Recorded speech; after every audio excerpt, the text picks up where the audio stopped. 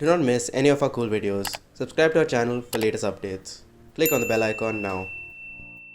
Want to know how to make a basic version of Siri and Alexa on the Wio Terminal using TinyML and no code? Well, let's get started. Hello everyone, welcome to RoboGrace. My name is Thomas, and in this video I'm going to be showing you how you can use TinyML to create a basic keyword spotting device on the Wio Terminal. We will be making use of the onboard microphone to recognize two different words by collecting some samples and training our TinyML model to recognize those words. In the end of the video, we will associate some functions when the device hears those particular words to make a more tangible example. So without a further ado, let's get started.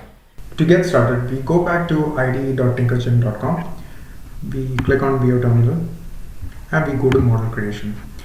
This time we are going to choose wake up word recognition with a built-in microphone. Click on it, click on the name of your project. I'm going to call this keyword spotting. Keyword spotting.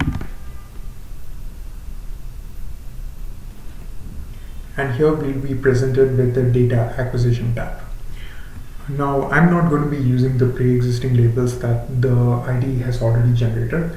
Rather, I'm going to be using teaching the TinyML model words such as yellow and green to change the display color to yellow and green.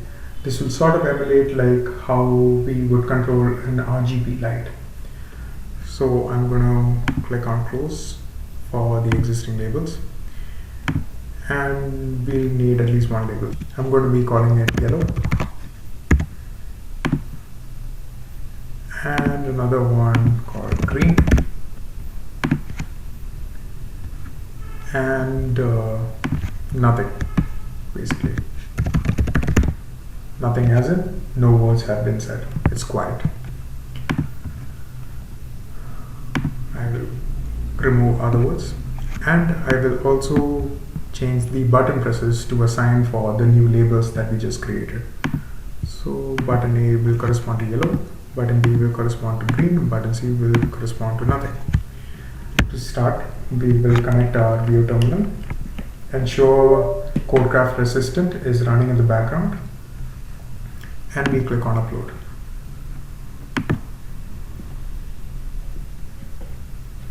Now make sure that you are in a quiet room to get a better result for your training.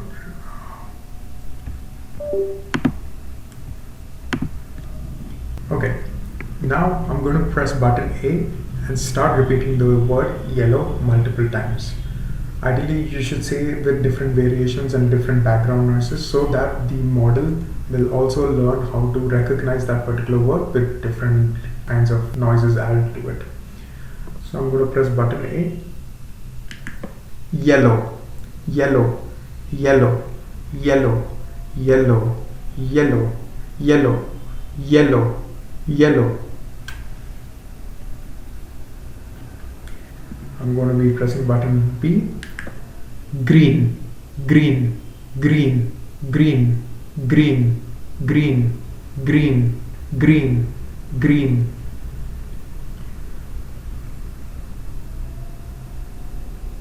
And the last one where it's just quiet.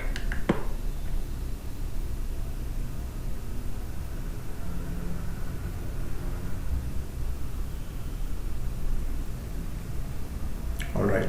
Ideally, we should collect more data. I'm just collecting 5 seconds worth of data in the interest of time. I go to the next tab for training and deployment. I'm going to select a medium-sized neural network since this is also a slightly more complicated type of machine learning. And I'm going to click on Start Training.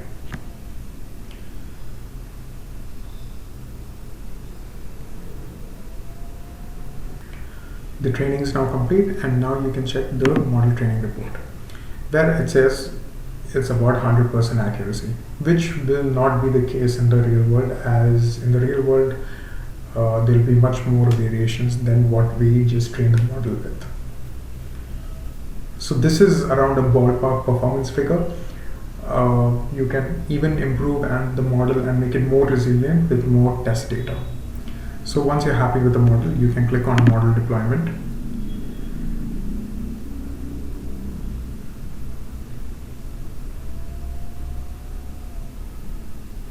And after you click on model deployment, you can start programming.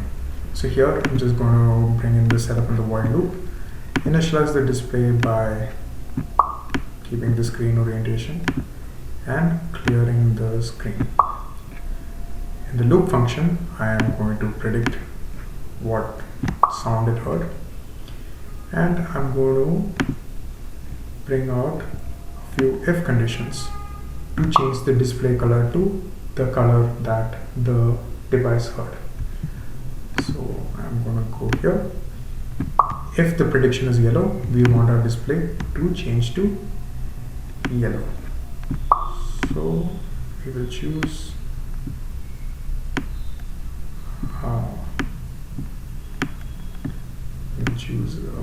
yellow color.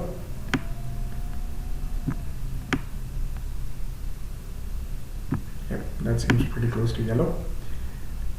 And we will make one more if block, and we will be setting here to green. Yep, that looks about right. Now, after we are done, we will click on upload. As usual, the first model that you create, the first program that you create with a new model will usually take more time to upload.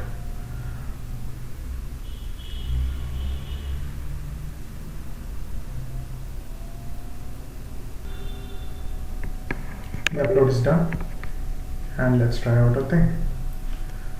Green, yellow, yellow, green, green, green, yellow, green, yellow, green, yellow, green, green, yellow, green, green, green, yellow, yellow, green. Looks like our model is performing quite well. Hope you enjoyed the video, and hope you enjoyed the series so far, where you learned how to make different TinyML models without any code on the Wio Terminal. Do give us suggestions and recommendations on what we should do next with the Wio Terminal device. But until then, stay safe and keep tinkering.